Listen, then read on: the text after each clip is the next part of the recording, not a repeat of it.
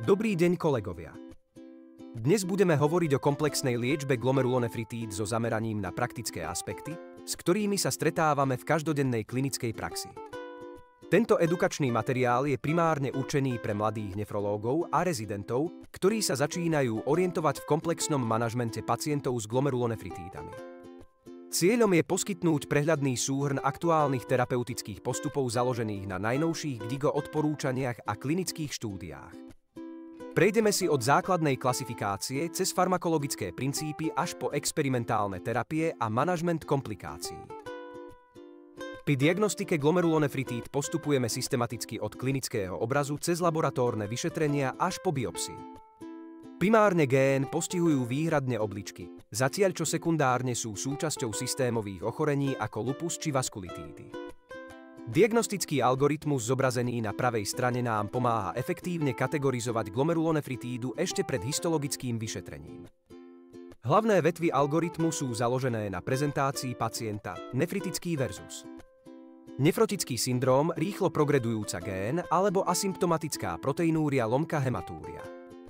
Následne sa rozhodujeme podľa sérologických markerov ANSA, anti-GBM, ANA, komplementu a renálnej funkcie. Histopatologická klasifikácia je kľúčová pre finálne rozhodovanie o terapii. Farmakologická liečba glomerulonefritíd sa riadi tromi hlavnými princípmi: správnymi indikáciami, jasne definovanými cieľmi a dôsledným monitoringom. Pri rozhodovaní o liečbe zvažujeme predovšetkým závažnosť ochorenia. Indikáciami pre imunosupresívnu terapiu sú nefrotický syndróm, rýchla progresia renálnej inzertuficiencie, RPGN alebo vysoká proteinúria s rizikom progresie. Terapeutické ciele stanovujeme podľa typu GN, od kompletnej remisie pri MCD až po stabilizáciu funkcie pri chronických formách. GDIGO tabuľka poskytuje prehľad prvej a druhej línie liečby pre jednotlivé histologické typy GN. Kľúčové je pravidelné monitorovanie odpovede proteinúria, EGFR, hematúria a včasné zachytenie nežiaducich účinkov imunosupresie. Kortikosteroidy zostávajú základným pilierom liečby mnohých glomerulonefritíd. Pri perorálnej liečbe u dospelých začíname dávkou 1-2 mg lomka kg lomka deň, maximálne 60 mg denne, ktorú podávame nepretržite počas 4 týždňov. Následne prechádzame na alterujúci režim a postupne znižujeme dávku počas 6 mesiacov. U detí sa postupuje podobne, ale s väčším dôrazom na dávkovanie podľa povrchu tela. Pri ťažkých formách GN, najmä RPGN a vaskulitídach, indikujeme IV pulznú liečbu 15 mg lomka kg max 500 mg počas 3 dní. Graf znázorňuje typický tapering schému. Kľúčové je pomalé znižovanie v druhej polovici liečby, čo minimalizuje riziko relapsu. Pri nežiaducich účinkoch môžeme rýchlosť redukcie upraviť, nikdy však neukončujeme liečbu náhle. Pri cyklofosfamide je kľúčová otázka dávkovania, štandardný versus nízkodávkový režim.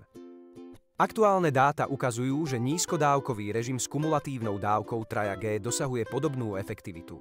90% remisia ako štandardný režim, 92% remisia, ale s výrazne nižším rizikom nežiaducich účinkov. Pozorujeme to najmä pri výskyte leukopénie, ktorá sa vyskytuje u 11% pacientov s nízkou dávkou versus 23% pacientov so štandardnou dávkou, HR rovno 2,7. Rovnako významný je rozdiel v incidencii infekcií P rovno 0,012. Preferovaný je intravenózny pulzný režim pred perorálnym, keďže poskytuje lepšiu kontrolu kumulatívnej dávky. 4 režim podávame najčastejšie ako 6 pulzov 500, 750 mg lomka M v mesačných intervaloch. U starších pacientov s renálnou inzertuficienciou a pri vysokom riziku infekčných komplikácií jednoznačne preferujeme nízkodávkový režim. Biologická liečba predstavuje zásadný pokrok v manažmente glomerulonefritíd. Rituximab anti-CD20 je základom liečby ANSA-asociovaných vaskulitíd a membranóznej nefropatie. Používame dva hlavné dávkovacie protokoly, reumatologický 2000 mg s odstupom 2 týždne alebo hematologický 375 mg lomka M týždenne 4 dávky. Štúdie RAVE a Rituxvas preukázali non-inferioritu rituximabu oproti cyklofosfamidu pri indukčnej liečbe ANSA-GN s lepším bezpečnostným profilom u žien v reprodukčnom veku. U pacientov s membranóznou nefropatiou, najmä s pozitivitou anti-PLA2 protilátok, je rituximab účinný v dosiahnutí imunologickej aj klinickej remisie. Inhibítory komplementu sú indikované pri C3 glomerulopatiách a AHUS. Eceulizumab blokuje C5 komponent komplementu, čím zabraňuje tvorbe MEK. Ravulizumab má výhodu predĺženého biologického polčasu s dávkovaním každých 8 týždňov. Pred začatím antikomplement terapie je nevyhnutná vakcinácia proti meningokokom. Plazmaferéza a imunoadsorpcia predstavujú dôležité extrakorporálne metódy v liečbe ťažkých foriem glomerulonefritíd. Hlavné indikácie zahŕňajú anti-GBM ochorenie, Gottpastureov syndróm, kde je rýchle odstránenie patogénnych protilátok kľúčové. Ďalej ANCA-asociovanú vaskulitídu s ťažkou renálnou inzertuficienciou, kreatinín, 5 stomol-lomka-liter, trombotické mikroangiopatie a refrakterné formy membranóznej nefropatie.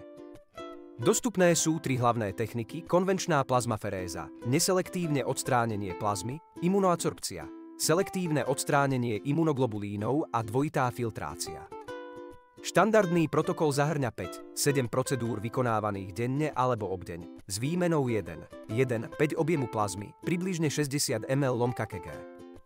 Ako substitučný roztok sa používa 5% albumín pri koagulopatiách s pridaním čerstvej mrazenej plazmy.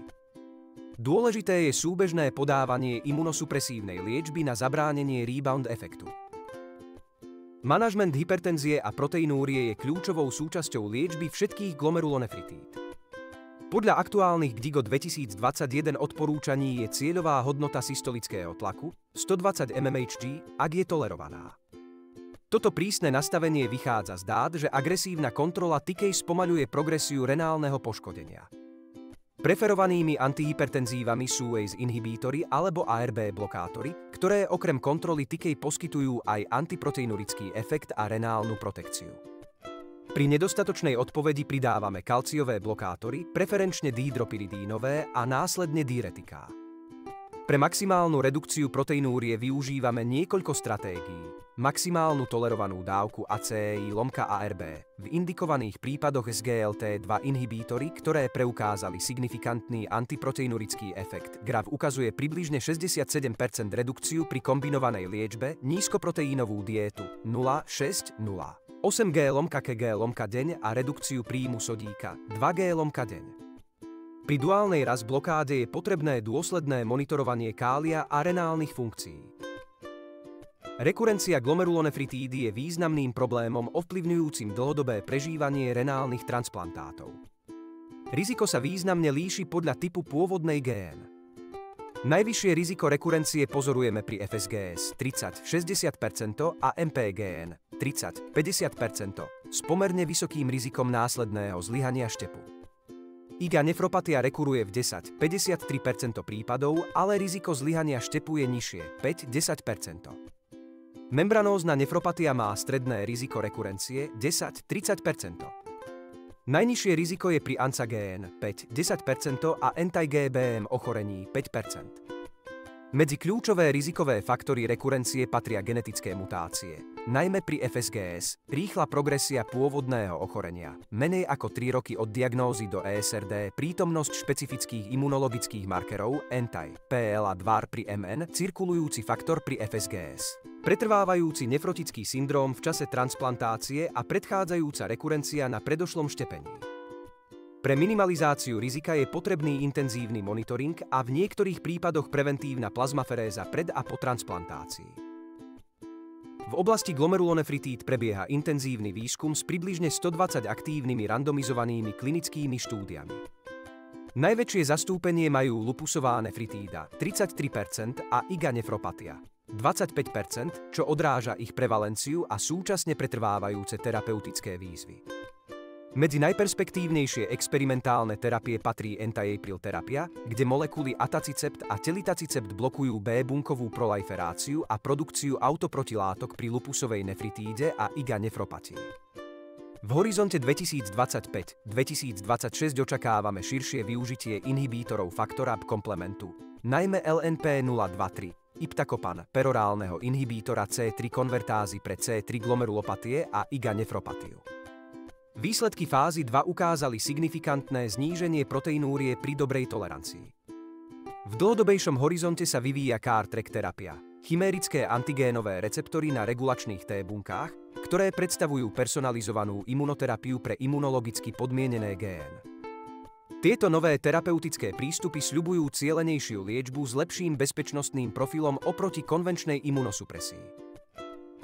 Pri terapii glomerulonefritíd postupujeme podľa štandardizovaných algoritov, ktoré zohľadňujú histologický typ, závažnosť a prognózu ochorenia. Pri IgA nefropatii je základom optimalizácia raz blokády pomocou ACEI lomka a RB na maximálnu tolerovanú dávku. Pri pretrvávajúcej proteinúrii 1G lomka deň pridávame kortikosteroidy v dávke 0,5 mg lomka kg lomka deň po dobu 6 mesiacov. Pri rýchlej progresii alebo pokročilej renálnej inzertuficiencii indikujeme kombinovanú liečbu cyklofosfamidom a prednizónom. U pacientov s ANCA-asociovanou GN začíname indukčnou liečbou rituximabom alebo cyklofosfamidom v kombinácii s vysokými dávkami kortikosteroidov. Pri závažnom priebehu z GFR 30 ml lomka min zvažujeme plazmaferézu. Následne pokračujeme udržiavacou liečbou rituximabom, preferenčne, alebo azatioprínom lomka MMF. Pri lupusovej nefritíde volíme indukčný režim podľa histologickej klasifikácie. Pri proliferatívnych formách 3 lomka 4 MMF alebo cyklofosfamid, pri membranóznej forme v CNI alebo rituximab. Všetky terapeutické algoritmy je potrebné individualizovať podľa komorbidít, renálnych funkcií a rizikových faktorov pacienta. Na záver zhrnieme 5 kľúčových praktických odporúčaní pre optimálny manažment glomerulonefritíd. Poprvé, udržiavanie krvného tlaku pod 120 lomka 80 mmHg spomaľuje progresiu GN a znižuje kardiovaskulárne riziko. Mnohí pacienti vyžadujú kombináciu 2-3 antihypertenzíu. Po druhé, redukcia proteinúrie pod 0,5 G lomka denne je spojená s lepším renálnym prežívaním. Využívame maximálne tolerované dávky RAS blokátorov a v prípade potreby SGLT2 inhibítory. Po tretie, pri použití cyklofosfamidu preferujeme nízkodávkový režim s kumulatívnou dávkou pod 3G, čo minimalizuje riziko infekcií, leukopénie a dlhodobých komplikácií. Po štvrté, pri membranóznej nefropatii, najmä s pozitivitou anti-PLA2, je rituximab efektívnou a bezpečnou alternatívou ku konvenčnej imunosupresii.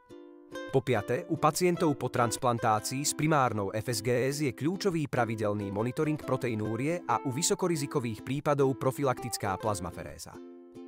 Pre komplexný pohľad odporúčame GDIGO Guidelines, ktoré sú dostupné prostredníctvom QR kódu. Tento slajd obsahuje použité zdroje a literatúru, ktoré boli podkladom pre prezentáciu o komplexnej liečbe glomerulonefritíd. Zahrnuté sú najnovšie GDIGO odporúčania z rokov 2021-2024, významné vedecké štúdie zamerané na liečebné postupy pri rôznych typoch glomerulonefritíd, IgA nefropatia, lupus nefritída, ANCA-asociovaná vaskulitída, membranózna nefropatia a metanalýzy porovnávajúce účinnosť imunosupresívnej liečby vrátane rituximabu, cyklofosfamidu, MMF a plazmaferézy.